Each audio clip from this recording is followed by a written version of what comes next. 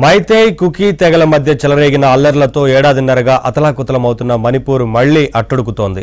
CM Biren Singh నివాసంపై నిన్న దాడికి తెగబడ్డ 23 మందిని పోలీసులు అరెస్టు చేశారు. గత వారం అపహరణకు గురైన 3 చిన్నారులు 3 మహిళలు జిరీ నదిలో మృతదేహాలుగా తేలడంతో మైతేయ్ వర్గాల్లో ఆగ్రహ జ్వాలలు పెళ్లిబికాయి. ఇంఫాల్ లోయలోని చాలా ప్రాంతాల్లో వేలాది మంది నిరసనలు, ఆందోళనలు చేపట్టారు.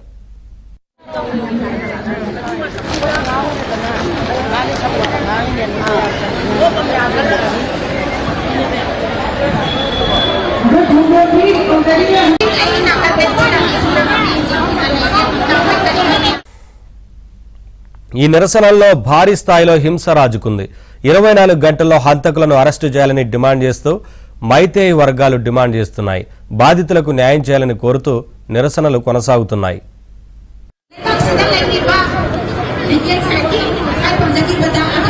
మృతదేహాలు బయటపడటంతో మైతేయ్ వర్గాల్లో ఆగ్రహం కట్టలు తెంచుకుంది. మైతేయ్ అనుకూల అల్లరి మూకలు ఎమ్మెల్యేల నివాసాలపై దాడులకు తెగబడ్డాయి. మణిపూర్ రాజధాని ఇంఫాల్లోని సీఎం బీరేన్ సింగ్ నివాసంపై దుండగులు దాడికి ప్రయత్నించారు. దీంతో దుండగులపై పోలీసులు టియర్ గ్యాస్ ప్రయోగించారు.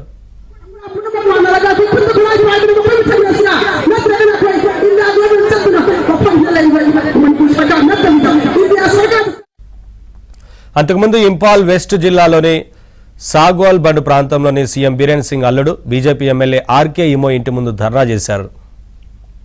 3 రాష్ట్ర మంత్రులు 6 ఎమ్మెల్యేలపై ఇళ్లపై దాడులు చేశారు.